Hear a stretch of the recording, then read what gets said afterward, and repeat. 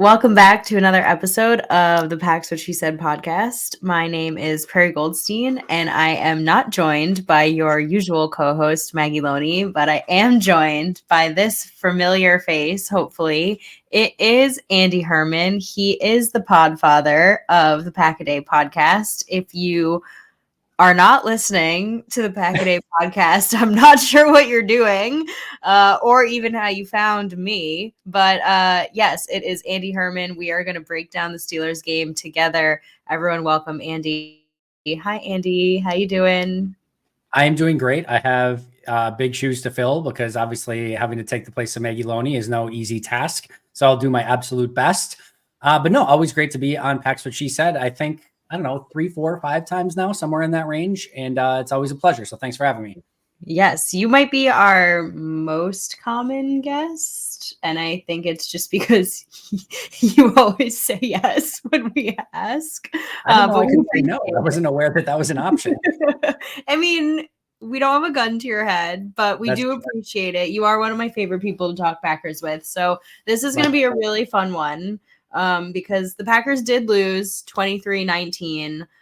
There were some wonky things that happened, I think, that led to that score, but the Packers offense finally showed us once again some signs of life. And this time it was against an actual NFL defense. So before we dive into maybe some specifics, I just want to get your gut reaction and major takeaways. Yeah, so I think this is a season where you want to see progress. And I thought this was a game where, at least on the offensive side of the ball, we saw some signs of progress. I think the first one was Jordan Love's deep ball accuracy, And I think him just hitting some of those plays downfield, Musgrave, Jayden Reed, and seeing some of the, just some of the wow throws that he was able to make. It felt like he was hitting his drop and ripping it a little bit more, which is what we've all kind of been waiting for and waiting to see. He did have the one that he overthrew Dobbs down the sideline. And even that, you're like, sweet, an overthrow. You're like a little bit more happy to see it on that side of things. And it just felt it felt a lot better from Jordan and just the offense connecting on some of those deep throws that have been so hard to come by and just so lacking within this offense. So I thought that was a sign of progress. The AJ Dillon 40+ yard run. I didn't think this was a great effort by the run blocking overall throughout the course of the game. That shows what they are capable of, and it showed a step in the right direction. We saw a little bit more against the Rams and being able to run the ball in that game. Like I said, it was a outstanding performance by the run offense, but that play in particular, everyone blocked up everything perfectly. That's a play that a few weeks ago, I don't think they could have executed, and they executed it, and it burst for 40+ yards or whatever it was from Dillon on that play. I thought that was a positive. You go back a few weeks ago, Max Crosby, Aiden Hutchinson, guys that are completely just eating your lunch all day long, spitting it in your face and laughing at you.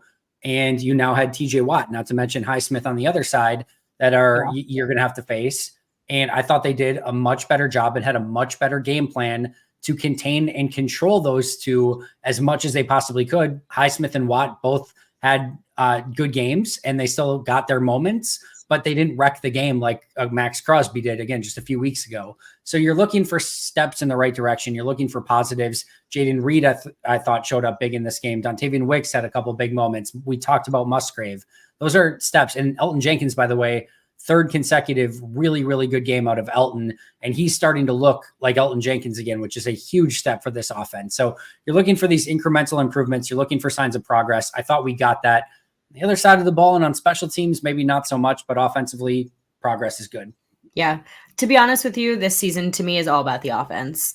I'm ready to blow it up on defense, and I've been that way since the past offseason. I think this is kind of like the tale of two sides of the football for this team, and I care much more about the way the offense is progressing, and I completely agree with you. I think the offense, you wanted after the Rams game for that not to be a fluke. You didn't want that game to be, well, the Rams were just bad, and that's why the Packers looked the way they did. You wanted them to come into this game and really look like they took incremental steps forward. And I said it in the beginning, and this was against a legitimate defense. The Steelers have a legitimate top contending defense. Now they've been missing guys all season and they've been banged up, but that doesn't take away from the fact that they're a very good defense with pieces across the board, and they're just very well coached and have been for always.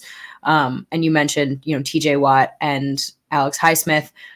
I think Zach Tom looks legit. I think Zach Tom has shown us like he is our right tackle of the future. And once again, you're looking for things to like build off for the future. And we have our right tackle of the future. I think the young guys are starting to make really nice progress, and you kind of named them all. And you want to see, just like steps in that right direction. Jaden Reed making big plays, Dontavian Wicks making big plays. I think Romeo Dobbs has already shown that he can make big plays in big moments. The only one who isn't, and this is my question for you, we can kind of dive in a little bit to the offense because they are showing improvement. You mentioned Love's game, and I want to go back to it in a second, but like, what do we do about 9? Like, what are we doing about Christian Watson? You talked about it on the show. I did listen to Back a Day this morning, and so I kind of want you to expand on it a little bit because I agree with you. I think the answer is you got to start using Christian Watson in a number of different ways because they're just kind of throwing him these jump balls. And yes, he's 6'5" and he's really fast, but I think he's starting to show that he's not MVS, right? You're not just going to, start throwing in him 40, 45, 50-yard bombs. That's not the kind of player he is. So we need to start throwing him some different routes. And that seems to be where you are at with him as well. Yeah. So I think, it's funny because whenever Matt LaFleur is asked about Jordan Love, he'll say something to the effect of, well, everyone needs to play better around Jordan. Everyone needs to do a little bit of a better job. And I'm kind of in the same space with where Christian Watson's at right now. What I mean by that is I go back to a week ago and Christian Watson is flying by a defender and he's wide open for a touchdown and Jordan underthrows him. Were the weather conditions a factor? Maybe, probably. And we can put a bunch of other things that go into that. That's fine. But he's wide open for a would-be touchdown and it's just a miss. And we've seen a few of those this year where Christian has a player beat and either the ball doesn't come his way or it's underthrown or it just is not, in the place where it needs to be. And I think if a couple of those plays are converted, all of a sudden Christian Watson's stat line starts looking a whole heck of a lot.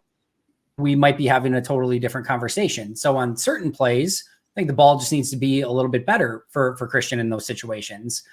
I think as you were just talking about, and as I talked about on Pack a Day, I think we need to get a lot more creative with Christian Watson. I don't think, if the 50-50 balls are becoming 10-90 and you're like completing them 10% of the time, well, that's no longer a great option. They haven't been 50-50. They haven't been close to 50-50. That hasn't been working. That has not been a formula for success. In fact, you're ending up with a lot more interceptions than you are positive plays. And if that's the case, all right, then we need to be more creative with the way that we're getting them the ball. And what I mean by that is end arounds, jet sweeps, reverses, put them in the backfield. I don't care what you do, but I don't care if you put him at kick return. I mean, obviously you don't want to take Keyshawn Nixon out of the game. I'm not saying that, but like you get my point. You got to find a way to get the ball in his hands and let him use his rare gifts to your advantage. And if you're not doing everything you can to get him some easy plays to get him going, because that's the other thing. I think he needs a little bit of confidence. And sometimes like in the NBA, you talk about all the time, sometimes a guy just needs to see a free throw or a layup go through. And then all of a sudden the 3-pointers are just raining after that. You just need that first bucket. I feel like a little bit with Christian, he just needs that catch, that positive play, something that can kind of get him going in the right direction and hopefully gain a little bit of that confidence back. And then most importantly, there's a lot of burden here too on Christian to just play a better brand of football than what he's been playing. I think some of those 50-50 balls, like where I said they've been 10-90, they need to be 60-40. Like he needs to go up and get some of those. And Perri, we've talked about it in the past, certainly on Pack a Day, but wide receiver is a artistic position in today's NFL. It is a very skilled position. There is nuance, there is timing, there's a beauty to it. The best of the best, the Adams, the Jeffersons, the Diggs, the Tyreek Hills, all of them have it. They know how to get open, separate. And even Matt LaFleur in his press conference is talking about, hey, on the throw that's an interception, Christian needs to run the fake route first before he gets to the second route. And so many guys just want to get to that second route because that's the fun one. That's the one where we're going to try to get open. But if you don't sell the initial one, they're not going to buy it and you don't get to that second one, or you end up being defended really well, which is what we saw to Patrick Peterson this week, a veteran who, if you're not doing everything with nuance and skill and artistry, he's going to be all over it. And it's just exactly what happened on that play. So I think it's all encompassing. I think when Christian does use his rare gifts and traits to get open and he's got 5 yards of separation, you need to see that ball placed on him so he can go get the ball and just make that beautiful, amazing play that he's capable of. He needs to be better. And then you've got to be more creative with the ways that you're getting him the ball. Yeah, I completely agree. I think there's two things for me. I think you got to find ways to get Christian the ball in space. Yep. You know, the jump ball, like there's something about him just as of right now, and that could change. He is not finding ways to use his 6'5" frame most optimally at the moment. Yep. It's just not something that he is doing at his best. And I'm hopeful in the future. And I think maybe it's a confidence thing. Maybe it's the DBs he's going up against. I'm not sure what it is, but right now that's just not what he's doing well. But what we've seen him do well, right, is yards after the catch and being able to like accelerate after the catch. And I think that that's what the Packers need to start doing with him. You mentioned end arounds, jet sweeps, even that slant route against the Eagles last year that I think he took in for a touchdown or like big play. Like there are a lot of ways that you can use him in this offense, and not even like new ways that Matt LaFleur is going to have to like create new plays for him. Like there are easy ways to get him involved in plays that already exist within this offense that you can get him the ball. They just haven't found a way to do it yet. And they just need to start because they spent a high capital on him. And we saw him be very successful last season for a long stretch of time with Aaron Rodgers. He just has to create that chemistry with Jordan Love as well. Like you said, Love has to get him a better ball. There's just something not there. And I think too, if they do want to throw those balls, those 50-50 to the end zone, they have another receiver who is doing a better job of getting them. So if you want to throw those end zone balls, throw them to Romeo Doubs. You're throwing them the 9. And I understand why. I completely understand the logic as to why, because Christian normally has a step on the DB. He's got the frame for it, and you want to get your guy the ball. But the person who's making those catches is 87 right now. So it's also the choice in ball placement right now is my also other question. Otherwise, I think this game was like one of Jordan's best games so far of the season, if not maybe his best in terms of big completions, big chunk plays from the offense, decision making, etc. I loved watching him. This is a really, I think, probably silly thing to say from a fan, but I loved watching him throw it away. It was just really nice to see him like, there's nothing here. I'm going to throw it away. It just felt like maybe a little bit more of like a vet game from him in terms of I'm seeing the field a little bit better. I'm seeing when my guys are sitting in the zone a little bit more. There was like a great Dontavian Wicks, like big chunk play where Wicks like found that hole and Love hit him right there. He's starting to get a little bit better chemistry with Luke Musgrave. I just thought Love was like really reading the field a little bit more, but I think you did your rewatch. So I'm curious if you felt the same way. Yeah, it was tied for my highest grade on the season for Jordan. I thought he had a really nice game. Obviously would have been higher if they could have found a way to get the ball in the end zone at the end, which is unfortunate, which is the name of the game. It's such an interesting play to Christian on the second, on the first interception, excuse me. I thought Matt did a great job of detailing, and I think he did have craft on that check down, which he probably could have gone. I think there was a natural running lane too, if you wanted to kind of keep that play alive. And you tell obviously Matt was upset that that's a play that ends in an interception. I think you want a lot of different things. We talked about Christian running the first route first before the second one, and Matt talked about that. But you take away in the last play is just like that's you're throwing that for it to get picked off 90% of the time. Like there's not much that's going to go right on that type of throw, and he just had to get rid of it because you could tell he was feeling the pressure, and the last thing he wanted was to take a sack and at least not put it up in the end zone and just give it 0% chance. So I understood those. And there's not much there for Jordan to do differently on that last play, but you go back to some of the throws he did make, the Dontavian Wicks one you detailed. I love the fact that he maneuvered the pocket with ease and really with the grace and beauty that was very similar to Aaron Rodgers in his prime when he would navigate the pocket while keeping his eyes downfield, and then saw Dontavian and then just put it on him while throwing kind of across his body. Just a really high level play. The Musgrave throws, corner route, seam route.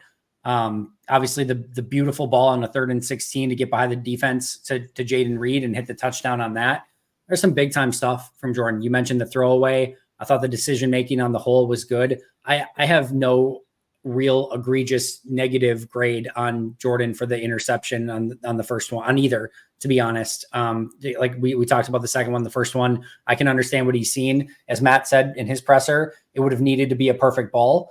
But he was feeling himself on the day. He was feeling confident. Yeah. And I felt like there was, maybe even if an improbable completion there, I felt like there was one to potentially be had. And Peterson made a phenomenal play on it. I don't hate the decision, even if I don't think it was the best decision. I don't hate it. So I thought this was a really positive game for Jordan. It showed a lot of the high-end plays that we know he's capable of, but we saw him hit those with a little bit more regularity and consistency. The one thing I noted at the end of the Monday episode for Pack-A-Day, I do think they need to have him keep the ball on some keepers a little bit more, meaning on some of the read option plays. TJ Watt, Highsmith, those guys were crashing down on the running back every single play. This is not the first time that that's happened this season, and they are not honoring Jordan keeping the ball at all. And he's got the ability, as we've seen, to take some of those and get real positive yards out of it. And you can trust, like, I think Jordan will get down or get out of bounds on the majority of those plays where you're not putting them in harm's way. But there is serious yardage to be had there. And even if it's not, even if you get 5 yards and slide down or whatever, that's fine. You just need to keep those guys honest. So, because the last thing you need is an unblocked TJ Watt or Alex Highsmith coming down and wiping out your running back at or behind the line of scrimmage. You got to keep those guys honest. So that's the one, that's not a love thing. That's just like they need to give him the ability to keep those a little bit more. Yeah, and we saw them do that a ton. I mean, that was an offensive line issue, which I also want to ask you about. But I mean, it's interesting because I was thinking about the keeper situation, and we've seen Love take off, and I appreciate when he does that. It would be an interesting thing I would love to ask the coach, because when you have a young guy, you're trying to get him into like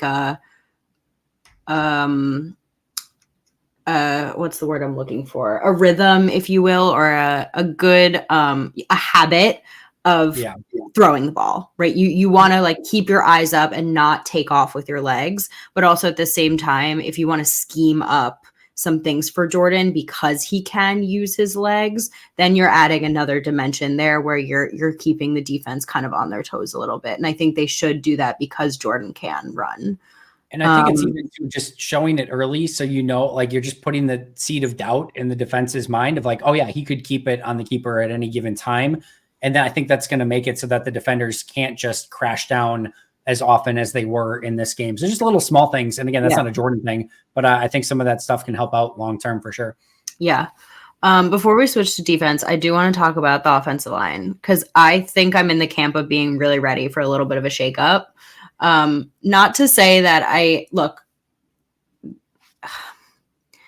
just like the run game has been stalling. And I think, we're at a point where Aaron Jones is back. Aaron Jones is getting his touches, and Aaron Jones is still struggling. And so for me, if Aaron Jones is still struggling, like that's an offensive line issue. And I think you're watching this game, and I'm watching this game, and I'm watching some guys whiffing on blocks that they need to be making. Like, this is not like big 330-pound DLs up against our 330-pound offensive linemen, and the other guy is just winning. Like, this is them getting beat against guys who they should be mauling. So I'm having a little bit of a hard time understanding. Maybe like everyone's getting the benefit of the doubt. This is our starting five. We want to keep some level of consistency.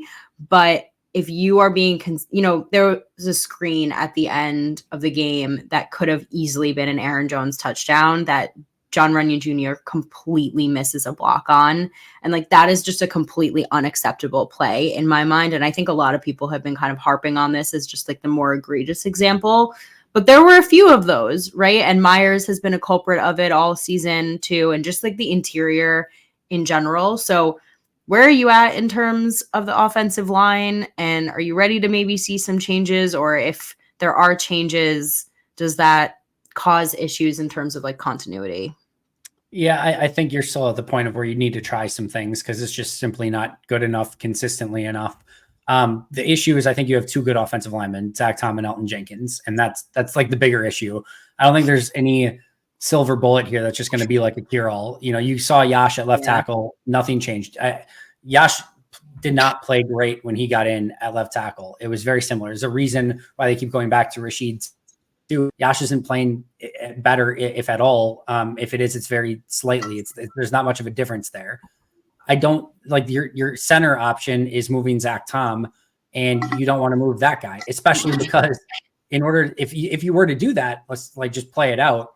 You put Zach Tom at center. Now you've got to get Yash at right tackle and Rashid's at left tackle. You still have two players that you're not trusting on the offensive line, and now it's at both tackle spots.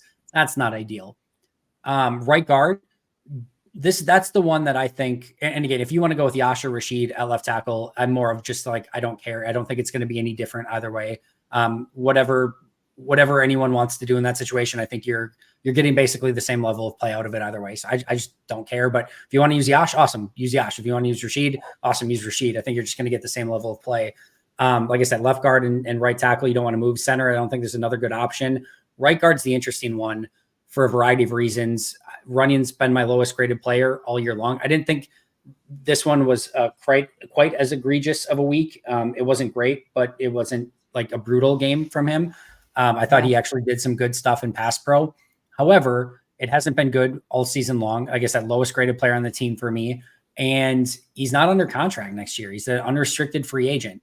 You're probably not bringing him back. At least I would think that there's a real legit possibility moving forward. And you've got a 3rd round pick from last year who in preseason looked pretty darn good.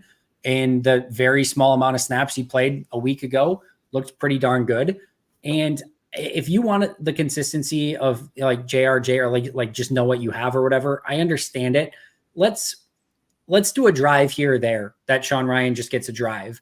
You remember when Elton came up, they would have Lane Taylor start and then they give Elton a handful of drives here or there. And then they go back to Lane. And I know you don't want to do that too much, but right now I want to see if you're not willing to make the move to Sean, like completely, let's just see a couple drives with Sean. Yeah. And what do you have to lose? I think that's the question. Thing, right? Yeah. And if it goes poorly, okay. We saw a couple drives and went really bad. Back to JRJ. No harm, no foul. It's not the end of the world. But if all of a sudden he plays really well, like he did in the couple drives that he was in the last time, all right. Well, maybe maybe then you go to a quarter. Maybe you go to a half. Maybe you go to the full game at some point. But at least give him those opportunities. Is a player that's going to be on your roster next year. He was a 3rd round pick, top 100 pick. He has shown improvement. And I'm at the point where I'm like, why the heck not? Yeah, I'm with you. I'm not saying that I think that this is the reason why they're stalling out in drives, but I do feel like they get to the point in the red zone and things are just not blocked. And the run game is still such a problem. And I feel like they're leaving a lot of points on the table and they're just turning things only into 3. And this game, not that I care so much on this season on wins and losses, but this game was highly winnable. And any one of those drives that ended in a field goal is a touchdown. This game's won, and I think why not just shuffle some things around and see what you can do in those situations. In every pregame show right before the game, I usually leave one of my most important ones for the very last bullet. My last bullet prior to the game was no points left behind. You cannot leave points on the field in this one. And they left all the points on the field. Obviously, the red zone efficiency was poor. You get the really bad call in the lateral play, which takes away potential points. You've got the missed extra point, literal point left on the field. Like you just had so much of that all day long. Arguably a potential missed pick 6 by Devondre Campbell. There's another one where Ballantyne has a shot at a pick 2. And if he gets that one, he might be able to take it down the sidelines. There was so much point production in this game that was left on the field in a 4-point game. And where if things just go slightly different and you have those same drives at the end and you're only down 3 instead of 4, again, we know there's going to be some sort of butterfly effect for the way the rest of the game goes once one thing changes. But you've got the opportunity to just kick field goals there and take the easy points rather than having to chase points. The offense was better from a yardage, and we saw the same thing, like very, very similar to what they did against the Rams, where they got the yardage, they won easily, but 20 points against the Rams, 19 against the Steelers. The point production is still lacking, and they're leaving far too many points on the field. And just one last piece of that, you get those points. And again, that goes for the defense too, who had opportunities to get takeaways, but the special teams who missed the extra point, like all those things, you get those points, and now it makes everyone's job easier. There's not offense to have to go down and get these big plays. There's not as much pressure on the defense because you've got maybe a 10-point lead rather than having to like constantly be behind. It just makes everything easier, but they're leaving so many of those points out on the field. Yeah, they really are. And it's frustrating to watch because the offense looks easier. It looks like it's clicking a little bit easier. They're moving the ball easier, and then they get to the red zone and things stall out. And it must be frustrating also as a player to be like, okay, I'm getting us here. Why aren't we getting 7? But many more games to work on red zone. Just really quick to that too. If you remember, 2020 was the year that they were just unbelievable in the red zone, right? Like they were just through the roof. 2020, if we remember correctly, was Bakhtiari, like up until the NFC Championship game, Corey Linsley at center, Elton Jenkins at left guard, and a really great offensive line overall, like a night and day difference. Yep. And that's why you're good in the red zone, is because you've got really great players on the offensive line. Those go away. Shocker. Things get a lot harder in the red zone. And this is my point. Yeah. I mean, I just think when you shrink things down in the red zone, when everything gets shorter, like you have to be that much better at everything that you do. There's just so much less room for error when you get into the 20s. No, big time. And yeah, Linsley, obviously they've got Jenkins, and then, Runyon filled in here and there. Rick Wagner had a really nice year that year. Like they were just so much better on the offensive line, and that fell apart. Yep, exactly. Yeah. Well, it helped when you had Rodgers and Devontae, just like also helps. Having a coat on the offense is always advantageous. So you mentioned a couple of defensive plays. I had sent you our agenda for this, and I just wrote, I don't even know anymore what to do about this. This defense makes me want to rip my hair out of my head. This Steelers offense is bad. They are bad. Like this team, I have friends who are Steelers fans. They want to fire Matt Canada. They hate this offense. Kenny Pickett cannot throw the football. If you look at the next gen stats of Kenny Pickett's throws, like he doesn't throw past the sticks. Like they cannot run the football. I'm a Najee Harris fantasy owner this year. I know that Najee Harris cannot run the football, okay? Every week. Guess what? He gave me double digits this week. Like this is a bad offense. And the Packers still somehow collectively make these offenses look good. So it's to the point for me where it's like every week Joe Barry's defense does the same exact thing.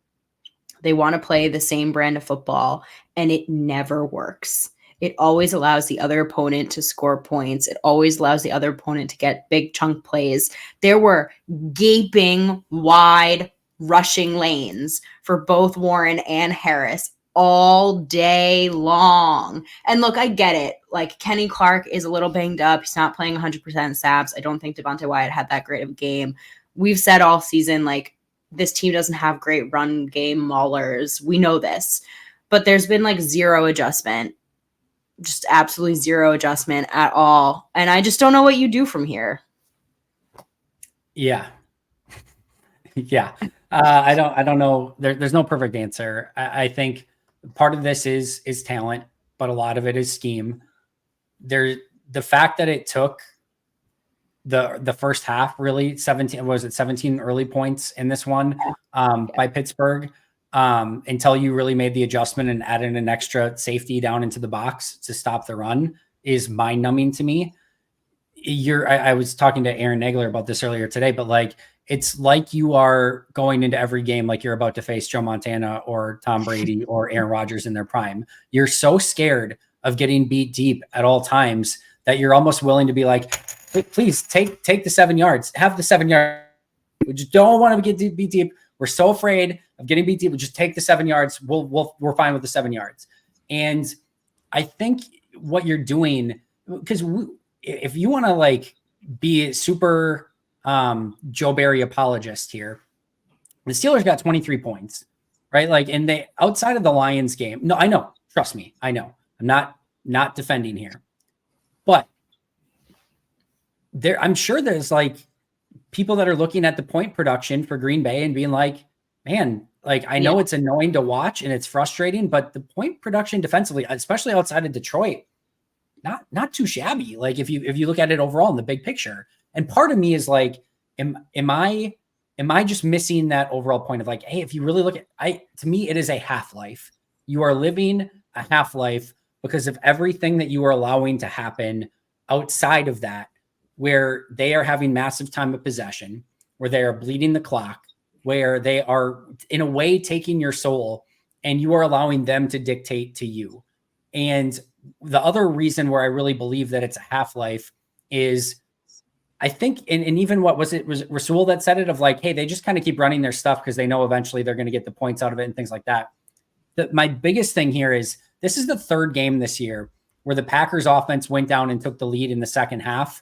And on the very next drive, the opposing offense got the ball, took it right down the field and scored and took the lead right back when they needed to. When they had to have it, when they needed to like, oh, we're down now, we better put a drive together, almost zero resistance. Yeah. And it could have even been worse because the Saints game probably lose based on the defense allowing them to go right down the field, but they missed a 43 yard field goal at the end.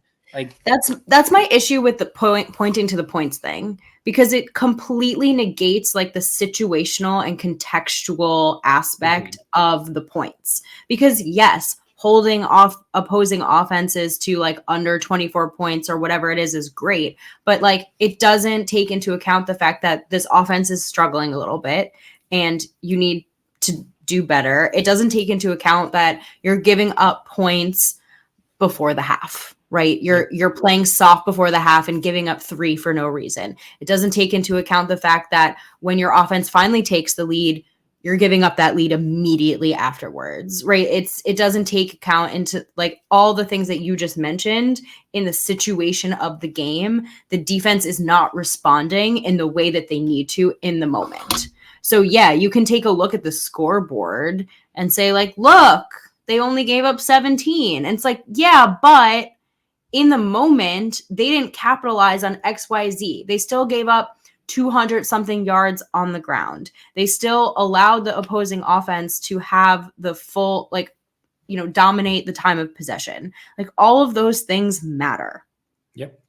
No, I totally agree. And the other thing too is like, if you're going to play a bend but don't break style of defense, there has to be a little bit of the ability to create explosive plays and dictate terms on your own.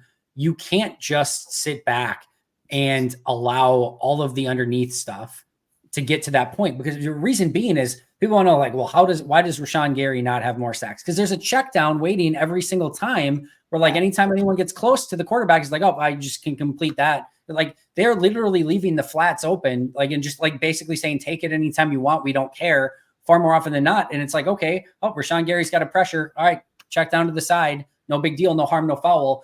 And it's taking away any ability for this defense. Mentioned today, they haven't won the turnover battle. Like he said, since week 2, I haven't fact checked him. I'm assuming he knows, but like they haven't won the turnover battle. It's because they're not getting turnovers. You're not getting sacks. You're not getting these big time plays. If you want to be like, hey, we're going to keep this shell over the top, but that's because we're going to be super aggressive up front. We might bring some more players and then we'll go rally and tackle, but we're going to try to force their hand and really get, because if we feel like if we get a sack on an early down or a tackle for loss and it's 2nd and 15, then we can play a little bit softer and we can get off the field that way. Okay, fine. But instead of getting those negative plays, those turnovers, those fumbles, whatever it might be, the sacks, any of it, it's just 4-yard run, 4-yard check down, 3-yard run, 6-yard run, 8-yard run, 5-yard run, 4-yard pass. So painful to watch. It's really hard. Painful. And meanwhile, your offense is just sitting on the sideline. Hey, maybe sometime we'll get in. You also have pair that with an offense that likes to go 3 and out a decent amount. And like it's a recipe for disaster. It's painful. If I never hear the words bend don't break ever again, like it will be too soon, quite frankly. I'm still ready to just have a defense that gets beat deep again. I'm ready for like just frankly, I'd be fine if this defense like occasionally gave up a big play, because that's my other thing is like in this game, make Kenny Pickett do it. Mm-hmm. Prove it to me. Because he can't. Because again, if you're gonna go, we're about to go up against the Chargers, and this is not a Chargers preview show, but I've been thinking about this. Like, I would have loved to see the Packers just like send the house against Kenny Pickett because he doesn't have the arm. Yes, they have great skill position players, but he has not been able to connect with Deontay Johnson and George Pickens, two players who are like pretty disgruntled with their quarterback right now because their offense hasn't been able to get rolling. And so make Kenny Pickett beat you with his arm. He can't. Same thing like they couldn't do it with Desmond Ridder, who's now benched. Like, make these young guys beat you with their arms because they can't. But instead, they just sit back as if they're playing a Justin Herbert. And now you're going to go up against Justin Herbert, who's going to be able to do anything he wants to because he has the arm, because he can beat you deep, because he's also going to be able to pick apart your zone like nobody's business because that's the kind of quarterback he is. This defense just like can't do anything well. Oh God, it's just painful to watch. And like they can only beat backup quarterbacks. Like, yes, they held what's his face, Brett Rippon, to 3 points. That's awesome. It's Brett Rippon. Like, it's really hard. It's really hard. And I'm not advocating for like a firing midseason because I think that brings absolutely like nothing positive to this team.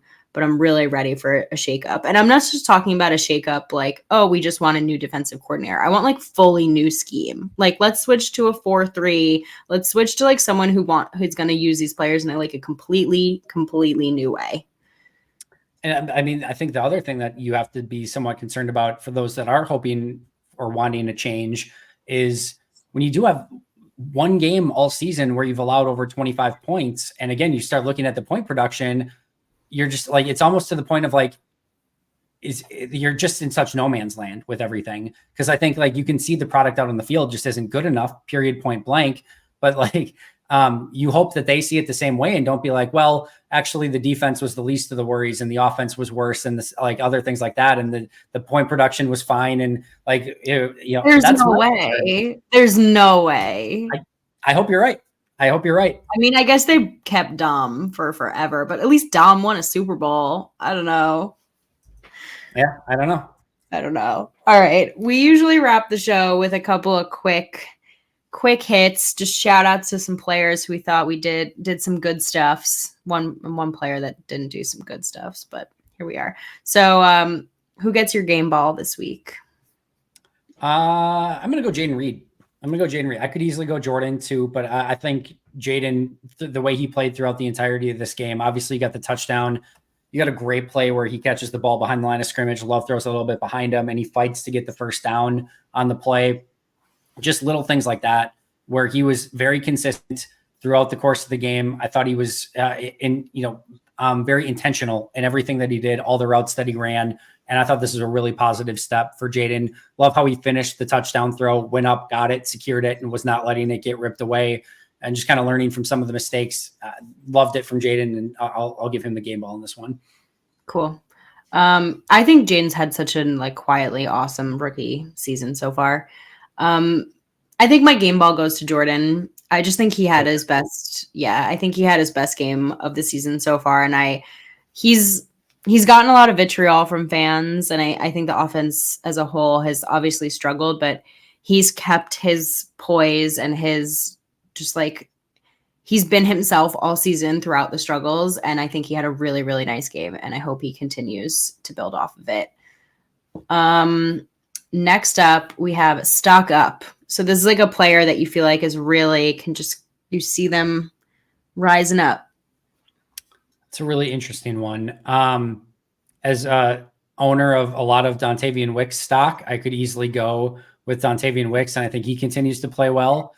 I'm going to go with the one I mentioned earlier, though. I'm going to go with Elton because I didn't think it was a great start to the season for Elton. And like I said, these past 3 weeks, he's been on my top 3 graded offensive players every single week over these past 3 weeks, including this week. And he's getting back to the set it and forget it. You can just put him at left guard and you don't even have to worry about it or have concern over it. He's been better in the run game. He's been really good in pass protection. And that is such a needed thing for this offense. And it goes unnoticed because it's an offensive lineman. And with the rest of the offensive line having their ups and downs outside of Zach Tom, again, sometimes it's hard in the moment to be like, all right, who screwed up? Elton's playing really great these past few weeks. And like I said, it's so encouraging to see. Yeah. Set it and forget it. I love that. That's hilarious. Love it. My stuck up is still Luke Musgrave.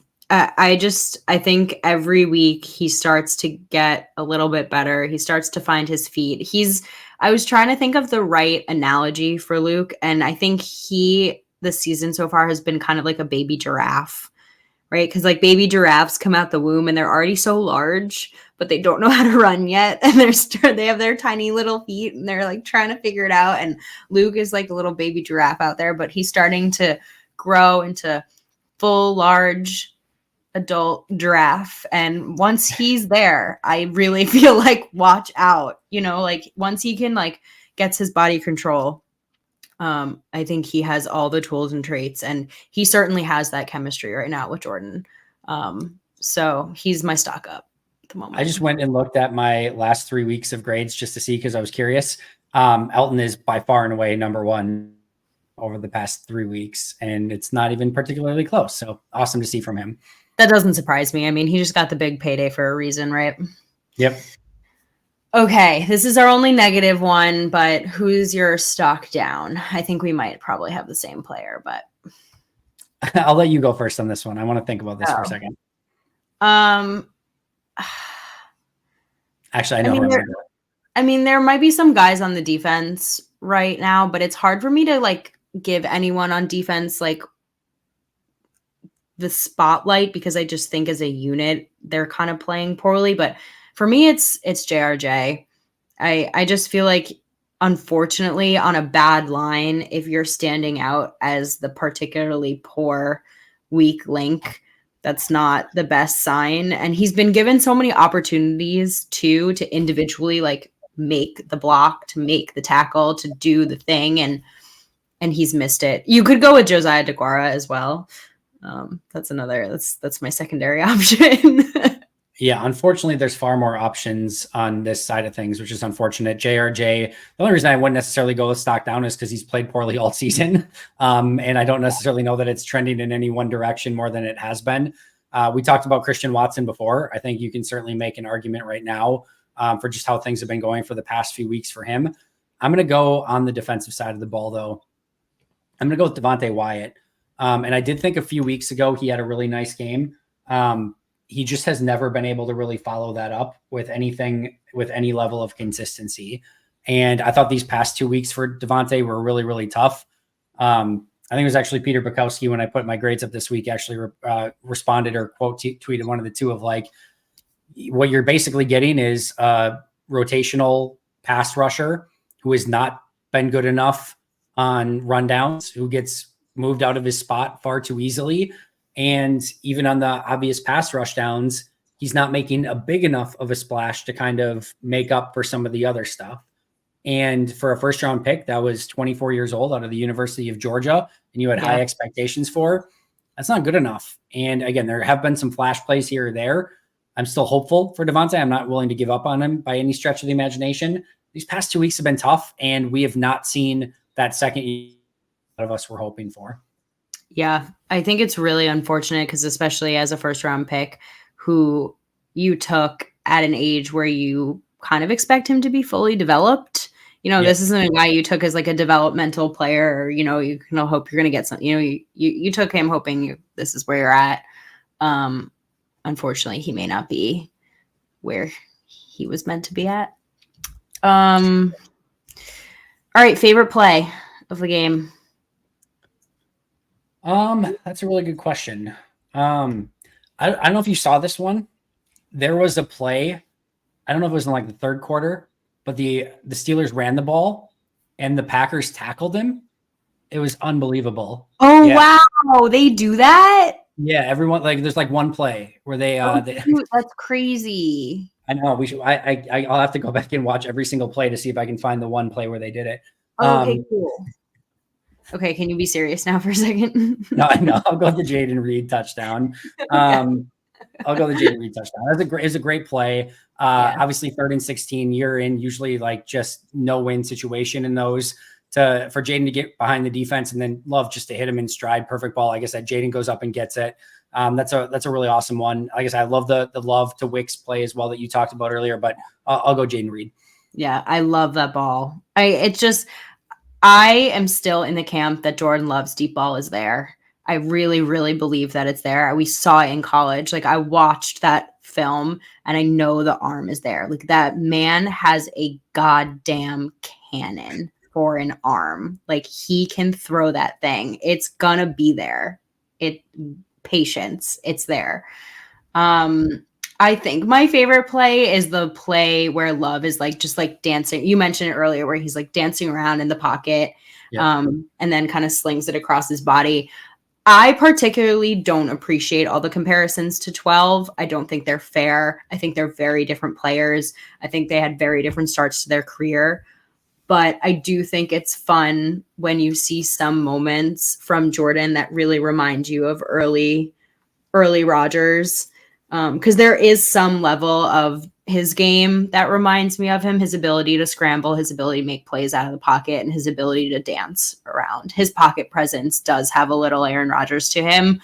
And so that was a fun one for sure, especially because he's just been getting like mauled behind that line with no ability to buy time and no ability to like extend plays. Like, we haven't seen him even be given that opportunity to do that. So that was fun to see. I think for like the incessant need to be like, well, that's not what Rodgers would have done in that situation, or like Rodgers would have done this differently, or things like that. Like those, like to try to live up to one of the, whatever number you want to put him on, greatest quarterbacks of all time, especially in his prime, like that's not fair to anyone. Same as it wasn't necessarily fair to Aaron when he took over for Brett immediately. Yeah. I think the cool part of some of those comparisons is, and same as when Aaron took over for Brett, and there would be like a little thing from him sitting behind Brett for so long that you'd be like, oh, he got that from Brett. Like you could tell that he took that and it's like, he kind of made it his own thing, but like you could tell he watched Brett for 3 or 4 years and then kind of put that in his arsenal. And there's things with Jordan where you're like, again, not to necessarily compare and be like, well, you know, Aaron would have done this, but to be like, oh yeah, like that's eerily reminiscent to Aaron. And like, you could just tell like, yeah, he sat and watched Aaron for 3 years and picked up some things. And that to me is like the cool thing to compare and see and highlight and be like, that's very Aaron. You can tell he kind of picked up on some of that. Exactly. That's perfect. That's very well said. Like, oh, okay, he sat behind the dude and he learned a thing or two. Yeah. So the pocket movement was probably my favorite play because I watched that. I was like, oh, that looks familiar. But I'm enjoying watching Jordan become Jordan and like learning some of Jordan's tendencies that are unique to him. The offense, I think, has struggled at times, and you don't get to see Jordan because he's just simply trying to just move the chains. But in moments in games like this where you do get to see Jordan be himself and play in a rhythm that is his own, it's been quite fun. I'm still very much in honeymoon phase with Jordan, meaning like it's still new and fresh, and it's still like opening a present every week. Where my wholehearted belief is in these last 8 games, you are going to see a legitimate Jordan Love incredible game. I also believe in these next 8 games, you are going to see a legitimate Jordan Love complete crapping the bed game. I don't think we've got either extreme yet. And I think we're going to get one of each of them before the end of the season is out. I think a lot of what we've seen so far is what you're going to see as a baseline and more often than not. But I'm really still intrigued as to what he can become. And the rest of the season is about evaluating Jordan and making sure that you get that evaluation right. There are a lot of quarterbacks that are going to be littered throughout the draft next year.